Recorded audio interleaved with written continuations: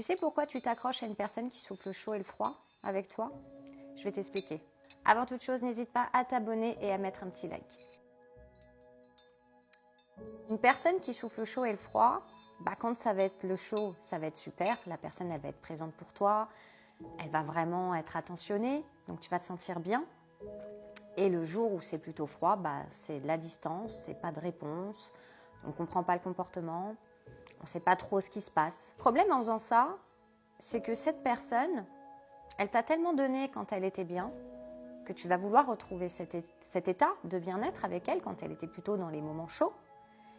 Et pour ça, tu vas baisser tes standards et tu vas baisser tes limites.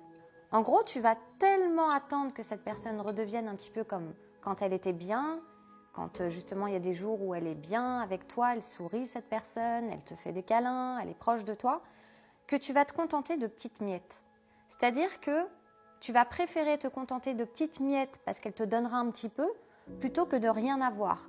Et le problème, c'est que en étant comme ça, tu vas baisser certaines de tes limites et tu risques d'en souffrir parce que tu ne vas pas avoir tout ce que tu mérites, tous les besoins que tu as pour vivre une bonne relation.